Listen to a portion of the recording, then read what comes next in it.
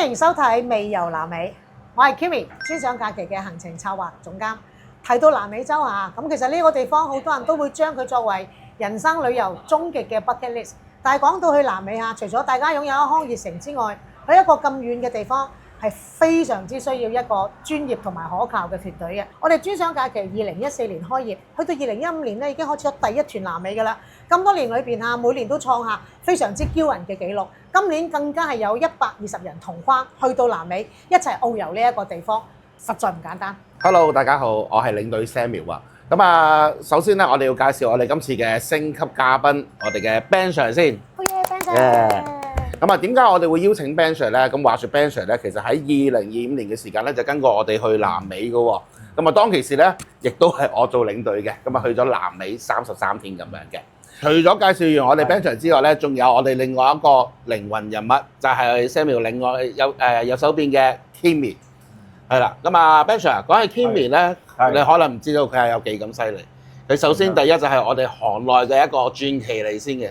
係啦，咁啊冇錯，亦都係我哋公司嘅一個行程嘅策劃總監。係，淨係南美呢條線咧，佢嘅經驗咧，講緊喺 plan 行程嗰度咧已經有30幾年㗎啦。咁啊，南美非常之複雜嘅條線路，咁啊又多國家啦，內陸航班又多啦，又經常去變動啊等等嘅嘢。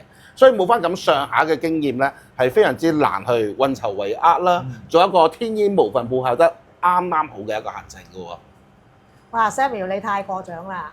咁啊，其實嚇我都真係入咗呢行都有30幾年嚇。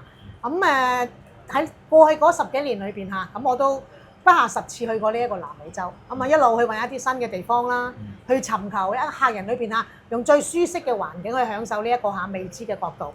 咁啊就正如好似我哋嚇面前呢一杯 Pisco Sour 咁樣樣啦。呢一杯咧可以話係秘魯嘅國酒嚟嘅。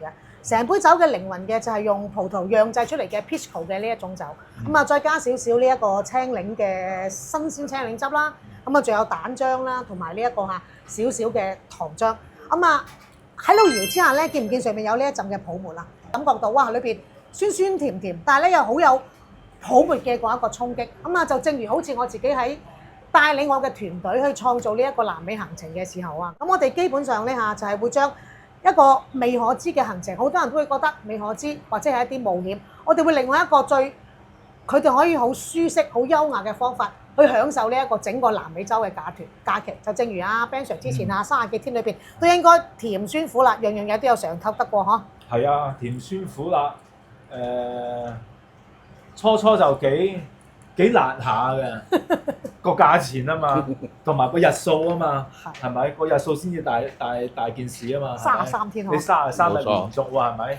你嗰筆錢你可以慢慢儲啊嘛，你嗰個33日要連續啊嘛，你唔可以去玩5日，跟住唞幾日又做咩啊嘛？頭先阿 Kimi 就話好似啲泡沫咁樣，有好多泡沫，好多未知嘅嘢喺度嘅，但係我覺得係一個 bucket list 嚟嘅，因為佢好多極地，好多去極嘅嘢，譬如話高山啊，同埋嗰個鹽湖啊、馬丘比丘啊咁樣，話仲有嗰個蘇乜嘅瀑布啊咁樣，耶穌像啊，搭呢個直升機喺耶穌像啊，哇！咁呢全部玩啲湧晒嚟啦，係咪？咁樣點樣搞咧？咁樣，咁呢個係好複雜嘅一回事嚟。啊，咁又頭先講咗咁多個景點啊，咁但係問題呢個5個國家嗰度一大扎嘢，咁點樣搞咧？哇！好在俾我遇到一間專業嘅旅行社，嗰間係咩旅行社咧？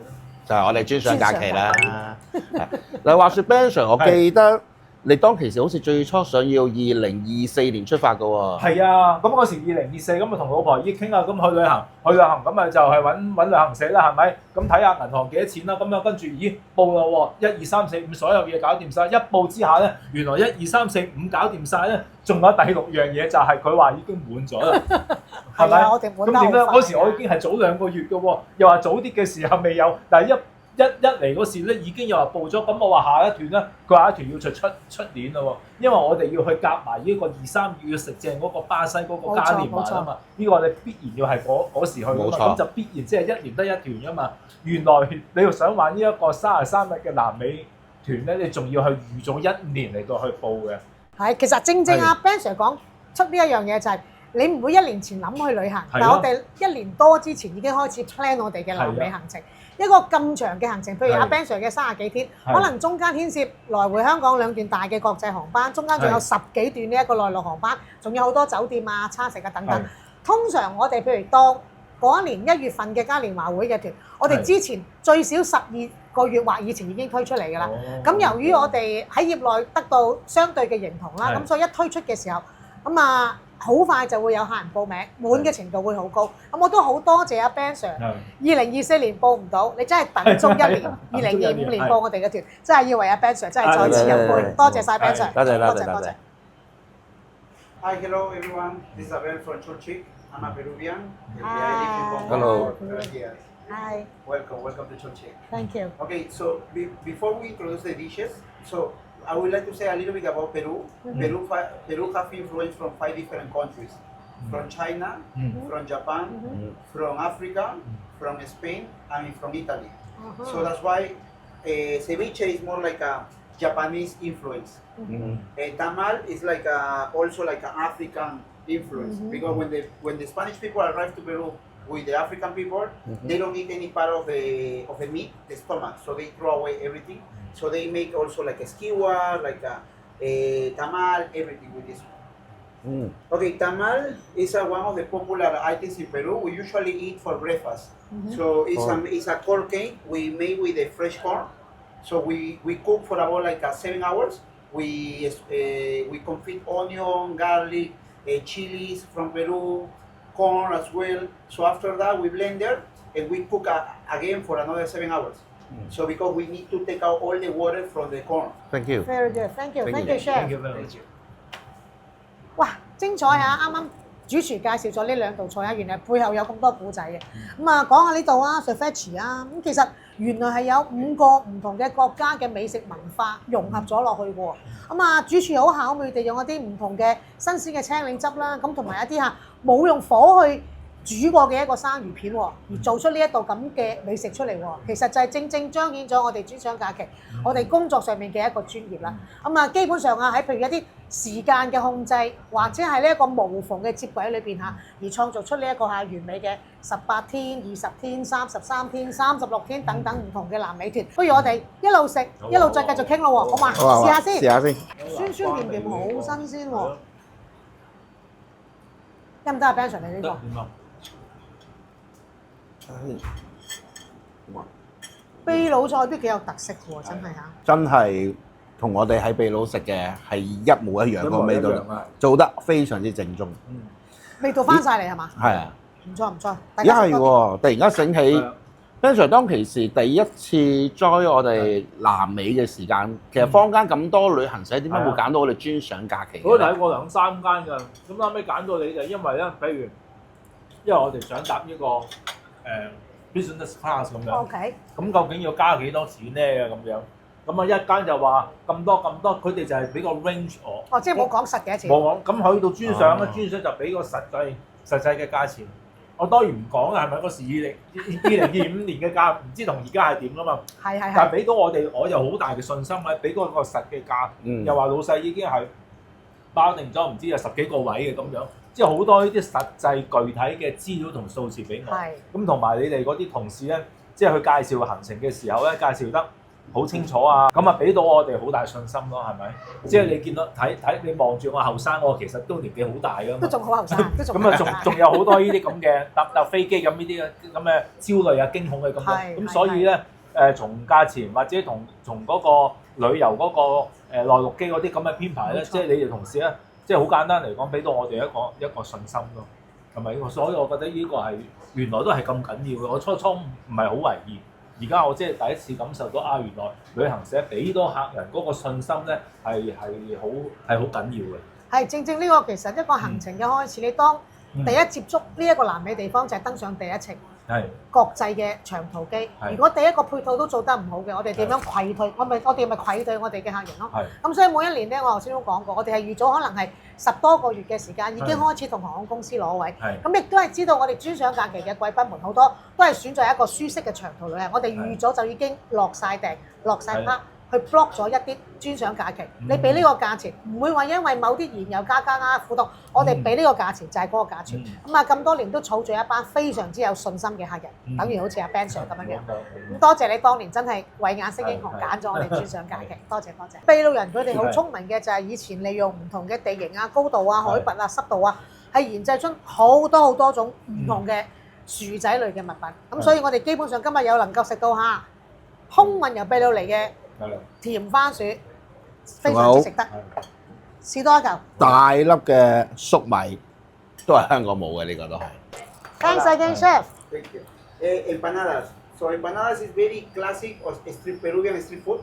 So you will find on the street people will selling the empanadas. But in Turkey we try to make in the next level. So we also put a little bit yellow sauce.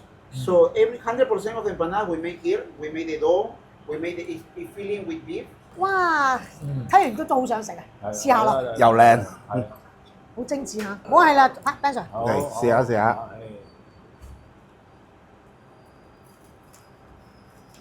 哇！好 juicy 啊！哇！裏邊啲牛肉爆汁喎！哇！真係好爆晒汁。好味，有牛味。有牛味，仲有少少咖喱味。係啊。冇試過牛有牛味，好難得㗎，真係。好豐富嘅香草味，因為佢加埋呢個洋葱落去咧，好惹味。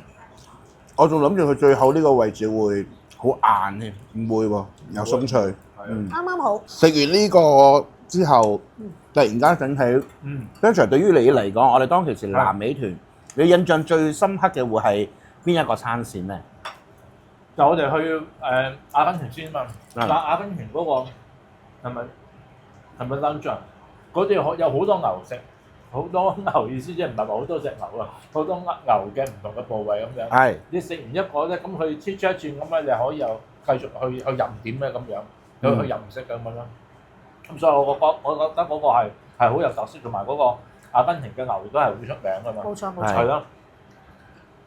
當其時唔知你仲記唔記得，我哋一路食阿根廷牛扒，仲有一路睇埋表演添喎。哦，係啊，聽過。係啊，聽歌跳舞嗰啲。仲有咧，我哋智利嗰邊都有一餐好好嘅喎。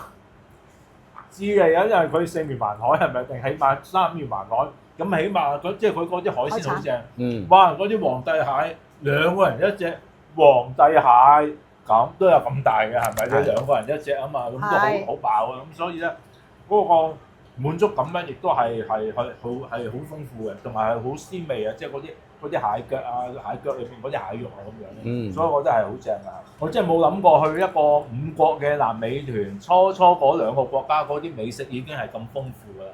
咁又有唔同嘅牛啊，同埋有嗰個皇帝蟹。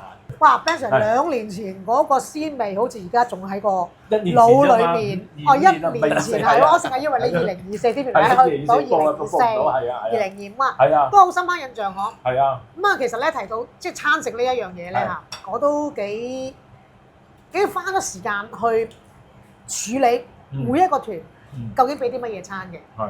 咁因為好多人個印象覺得話南美洲係咪一啲口味好重啊，或者係味好濃啊，或者主要食肉嘅咧？頭先譬如一提啊，食牛扒或者巴西燒烤、巴西 barbecue， 好多都係同肉有關嘅。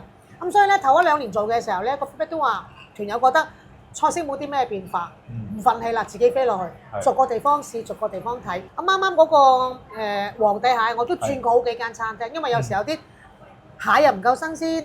蟹嘅 size 又唔夠大，一路轉到我哋今年2026年嘅餐廳，團友都拍晒手掌。咁我哋當年每一年都會喺餐廳嗰個部分咧，會有某程度嘅升級嘅，因為我哋一路係追求越嚟越好啊嘛。每一個部分都有一個少少嘅空間去進步。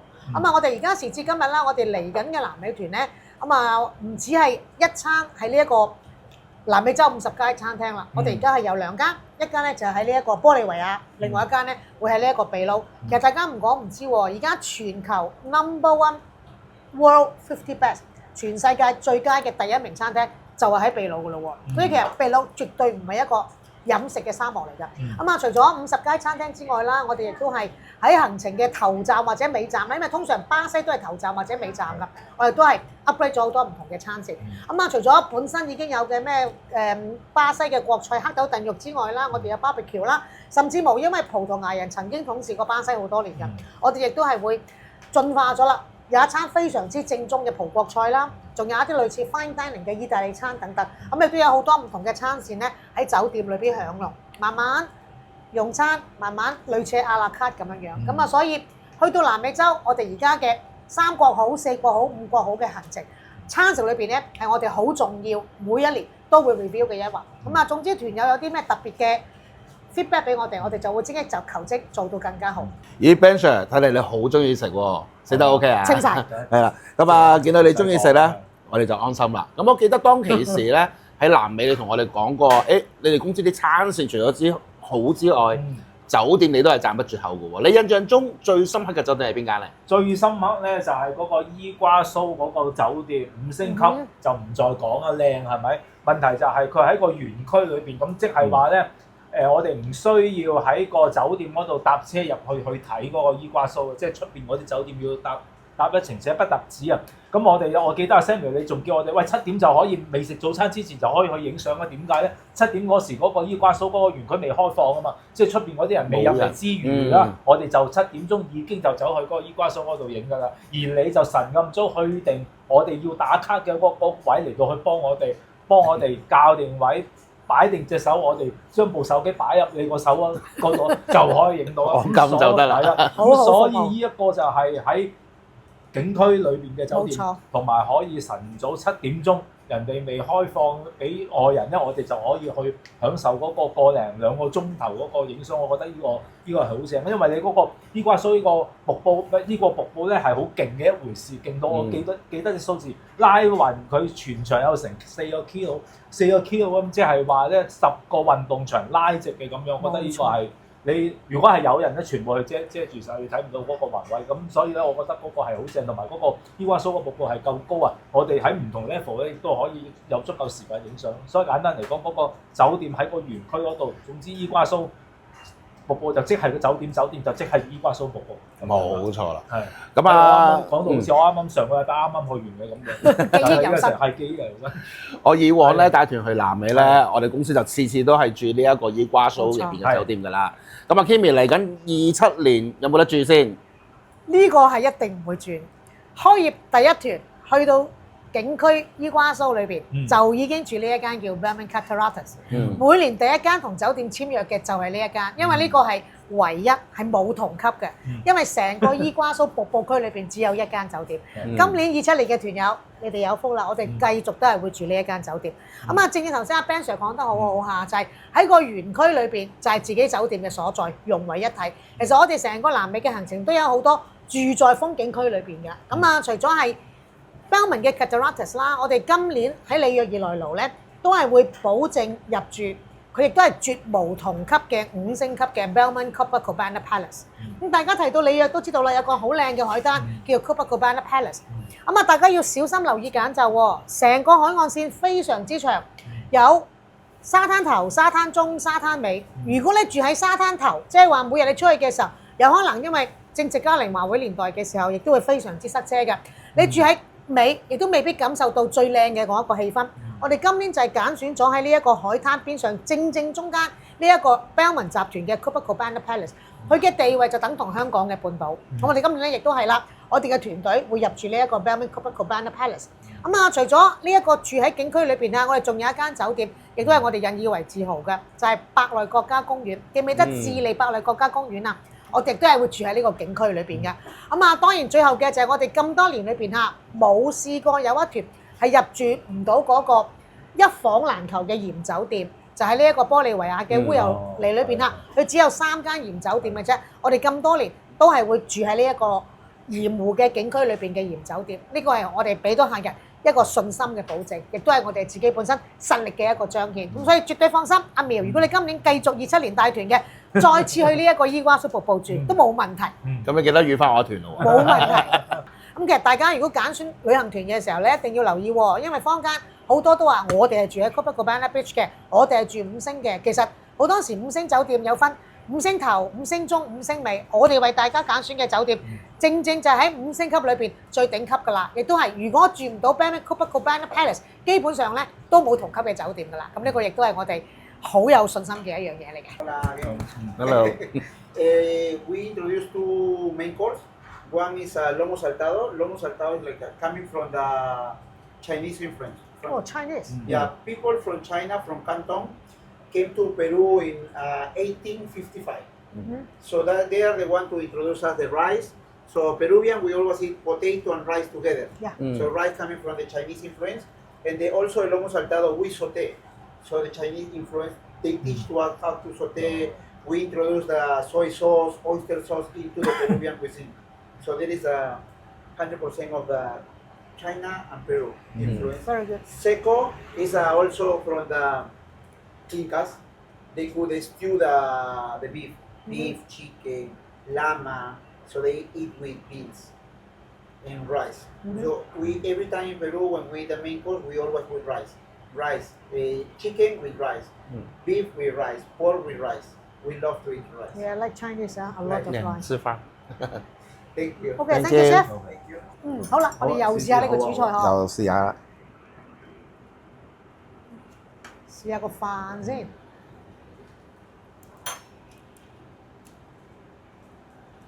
哇！呢阿 Samuel 個你切落好似好 tender 喎。係啊，一切就知腍。係啊，即係咧，直至而家咧，一片歡樂嘅氣氛，就好似個個都唱好南美。但我諗翻，即係人在異地30幾日，係咪？頭暈身慶咁有㗎啦，頭暈身慶簡單啦。問題就係、話説我哋個團咧有個團友去到嗰個 Titicaca 咧，Titicaca 你唔好睇小佢。你唔好睇見個名，好似好可愛咁嘅 Titicaca 嘅咁樣。佢其實3000幾米咁高嘅，係㗎有權有呢一個高山症嘅。我哋個團友就係食下飯啦，頭暈身慶咁樣，問佢點樣，佢又冇帶高山藥咯喎，係咪？咁我哋就話：咦，會唔會高山症發作啊？咁樣咁一有呢啲問題咧，我哋冇嘢㗎。第一個原則咧就揾邊個咧？一定就係揾領隊啦，係咪？即係我。係啊，即係你啦。阿 Samuel，當我訪問翻你，你當時點樣去處理呢一個團友咧？咁啊，首先第一樣嘢就梗係同我哋公司講咗先啦。咁啊，帶咗個客人去睇醫生先啦。咁啊，醫生都認為佢唔適合留喺高原地方啦。咁啊，同公司講啦。咁啊，基本上打後嘅咧，我哋公司嘅一個強勁嘅一個 backup 咧，就會幫助㗎啦。譬如話做咗啲咩咧？咁唔適合係高原咯喎。咁嚟緊嘅行程包括我哋會去到玻利維亞，都係高原地方嚟㗎啦。 4,500嗰度。係啊，咁玩唔到啊，冇辦法。公司即刻安排機票先啦，安排佢飛去利馬啦。咁當然我去陪佢睇醫生啦。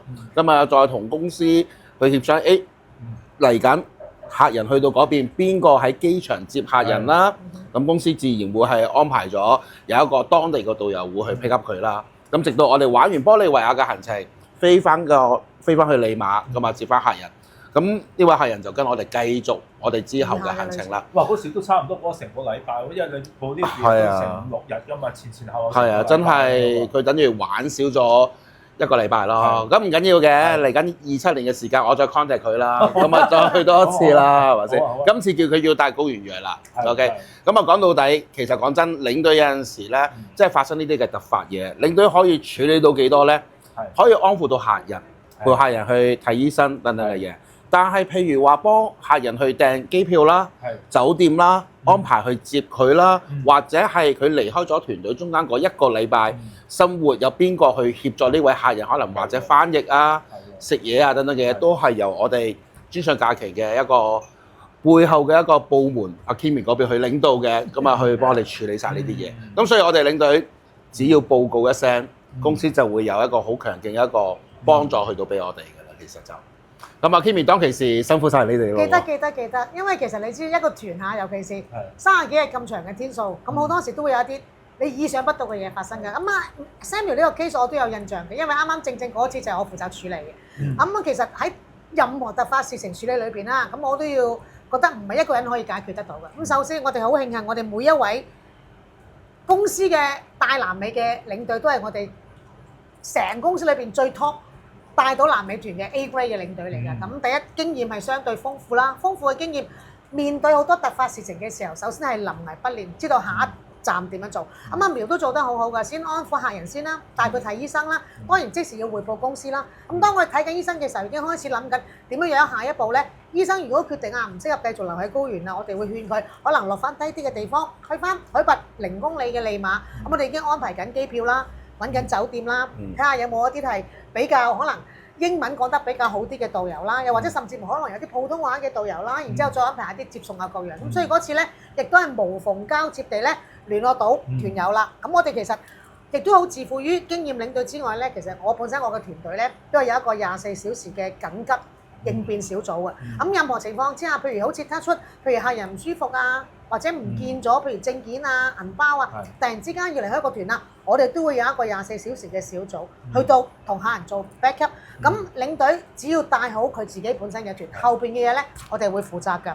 咁所以如果我哋本身香港冇一個好有效嘅團隊，同埋當地亦都有一個好有實力雄厚嘅地接同我哋安排呢一樣嘢咧，我哋咁多年南美團裏邊咧，亦都唔會取得而家呢一個成功。咁所以我可以好自豪咁講，就係呢一樣嘢就真真正正係喺呢一個風浪裏邊咧，見到我哋嘅真功夫啊！非常之認同。多謝多謝。真功夫其實點知咁少啊？咁啊，其實大家都知啦，我哋專享假期2016年嘅時候咧，已經開始引進咗 VIP Lounge 呢一樣嘢，巴西嘉年華嘅 VIP Lounge 喺香港嘅市場㗎啦。咁啊，今年咧仲更加犀利喎。喂，你講開唔好意思啊，窒住咗。點解你講開 VIP Lounge 咧，哇！我記得真係除咗嗰個 lounge 係我哋或者總之一少數人喺裏邊咧，我仲可以去霸到嗰個頭位，咁同嗰啲舞蹈員嚟到握手嗰個位真係近到真係你不能夠想像，就係一個欄啫嘛，即係第一行嘅咁樣。不過我又有少少嫌咩咧？嫌乜嘢？唔係鹽湖個鹽啊，係鹽之前食飯咧，去一笪地方嗰度已經好開心㗎啦，玩晒啲 energy， 跟住先至再去嗰個 VIP 嗰個 lounge， 呢度有啲轉折。你又有所不知啦 Ben Sir， 你舊年去啊嘛，我哋今年咧已經係再升級咗㗎啦。咁因為而家香港市場大部分都已經採用 VIP lounge 㗎。我哋有啲咩唔同啊？第一，我哋嘅 VIP lounge 係專屬嘅，嗰個 area 係淨係放我哋專享假期嘅啫。咁同埋我哋今年開始喺裏邊食飯喎。喺個 lounge 喺埋個 VIP lounge 嘅場地裏邊食飯喎。我哋會比任何其他人更加早到呢個會場。已經一開始個氣氛已經上咗去㗎啦，有跳舞女流影下相，食一個非常之多選擇嘅自助餐。慢慢食，慢慢玩，甚至乎有森巴女郎同佢哋一齊跳舞，一齊玩。跟住食完飯之後咧，當啲群眾仲未入場嘅時間咧，佢哋已經可以揀下自己究竟係想喺我哋嘅專屬區域啊，定係喺2樓高高在上望呢一個嘉年華會咧，可以揀選自己心愛嘅座位。唔止喎，除咗呢個之外，我哋仲會專登自己有自己專享假期嘅森巴女郎同佢哋影相，將個氣氛帶到最熾嘅情況之下，仲有專人幫我哋畫花面。成個過程化妝係非常之嗰個森巴女郎同埋佢哋自己本身嘅化妝師。整個配套令到團友更加放心自在，玩佢一個通宵達旦。咁當然同你當年去一樣啦，免費嘅 free flow 嘅飲食呢個係絕對㗎啦。有冇興趣再去多一次啊？諗佢啦。仲有啲更新咗嘅喎。當然啦，我哋而家鹽湖嗰邊咧，即係玻利維亞鹽湖啦，我哋特登安排翻有一個嘅新 set 嘅一個酒會啦，望住個日落，飲住杯紅酒、白酒、啤酒、香檳都有。嗰時冇嘅喎，嗰時好似就咁有支酒咁樣開咁。多好多啦，而家。喺個新色嗰度。咁晏晝嘅時間咧，特登安排喺鹽湖上面咧，就安排咗一個私人嘅一個野些午餐咁樣嘅。咁鹽湖哇好曬喎，咁曬住太陽咯。特別安排每一個獨立座位都有一個棚遮住，唔會曬到自己。唔使驚，得一個棚。遮到呢個，遮唔到第二個，呢啲全部睇清晒。肌膚比較嫩啊，睇得出啦。係啦，咁另外嚟緊27年咧，我哋全香港旅行社得我哋公司暫時有做嘅啫，就係去彩虹山。喂，你講開彩虹山咧，我其實係冇嘢講嘅，因為我未去過啊嘛，我嗰團冇彩虹山喎。哇，我淨係知道即係比秘魯啊，咪秘魯嘅彩虹山都可以好一番功夫先至去到嘅噃。係㗎，彩虹山其實佢。如果你去到最頂嗰度，係去到海拔5036米㗎。哇！呢個啱我啱啱去完嗰個 EBC Everest 嘅 base camp，去到阿菲爾士峰個 base camp 5300，咁所以我覺得點啊？辛唔辛苦啊？都辛苦啊，梗係辛苦啦，絕望添啊，去到斷崖式咁樣嚟到去下降啊，嗰啲 energy 同嗰啲體力。不過而家儲好咧，咁你嗰個彩虹山5000米，我覺得 OK 啦，咁樣5000米啊，但係唔係個個好似我咁勁噶嘛。嗱，係啦咁你係有所不知啦。咁因為其實點解我哋會引進彩虹山呢一個咁特別嘅行程咧？咁亦都有人話：去乜鬼啊？其實中國內地都好多呢一類咁嘅山啦，完全兩樣嘢嚟嘅。因為其實我點解會專登2年前啊飛過秘魯，要自己行一行，我行咗2個唔同嘅秘魯彩虹山，終於就揀選咗呢一個。咁啊，因為好多團友佢哋完咗團之後啦，佢哋意見反映就係話點解？反正去到咁遠嘅秘魯啦，馬丘比丘又有，滴滴卡卡又有，納斯卡又有，其實仲有個彩虹山，我點解唔擺埋落去咧？咁啊初時我覺得太高啦，5000米我都唔敢擺。當我自己親自去完之後咧，發覺原來都可以好優雅、好舒適地上到去。可以影到相嘅地方，咁啊當然亦都係有賴於行程嘅設計啦。因為我哋通常咧就會將呢一個彩虹山擺喺秘魯行程差唔多中後段嘅，咁即係話當佢喺呢一個庫斯科、烏魯班巴、馬丘比丘適應咗3000幾米嘅高度啦，身體適應咗啦，然之後先再慢慢上。咁當我哋旅遊巴士送到佢去呢一個基地開始慢慢上嘅時候咧，我哋會有特別嘅交通安排，令到佢哋咧好優雅地去到呢一個彩虹山嘅觀景台。如果客人仲有呢個信心同埋意志挑戰去到最高嗰個頂點咧，就行最尾嗰200米。就算佢唔行，都可以270度視野望到呢一個彩虹山。咁啊，我哋今年農曆新年嘅時候都有2團上咗彩虹山，基本上95% 嘅團友都能夠登到彩虹山嘅觀景台。咁係打咗好多卡，亦都係佢哋話成個旅程裏邊咧，其中之一個好難忘嘅景點。所以我都好希望可以再邀請阿 Ben Sir 同我哋一齊去遨遊呢一個彩虹山嘅。多謝先，冇客氣，冇客氣。彩虹山係啊，咁啊 Ben Sir 你自己有冇啲我哋今次南美你自己有印象深刻啲嘅地方咧？印象深刻，另外一個就係啱啱落到第一站嘅阿根廷。阿根廷嗰個冰川咧，即係好似我哋行公園咁樣。咦，行公園望落去就係一個湖啦，佢下邊就係個冰川嚟㗎。個冰川咧，聽講好似仲係10幾米高，同埋係仲生長緊嘅冰川。同埋係，即係你冰川，你全世界好多地方都有啊！呢個震撼咧就係佢不單止近啊，另外就係佢嗰個冰雹，即係嗰啲冰川冰，即係點啊？塌緊冰崩咁樣，好似冰崩咁樣。聽到你直情係聽到，係啊！你睇唔睇到咧？梗係睇唔到咧。聽到佢自不然跌咗落嚟啊！咁呢度係響下，嗰度又響下，即係好震撼嘅一個咁嘅感覺，同埋係生長緊嘅冰川，我真係想像唔到。總之一望落去嘅係一望無際，去穿過嗰個咩 Patagonia，總之一直咁樣穿上去。咁所以咧，冰川好多世界好多地方都有，但係而家呢個生長緊嘅咧，就係唯一一個最後嘅生長緊嘅冰川咧，唯有你去到南美咧嘅阿根廷咧，先至感受到呢一個極地嘅風景啦。咁所以一句講晒，南美吸引我嘅地方咧，就係呢個極地嘅大自然。係，所以其實我成日都話南美係好多人終極嘅 bucket list，係去完一次之後，你會話其實南美唔單止淨係應該嚟一次，應該仲要再去第2次。係。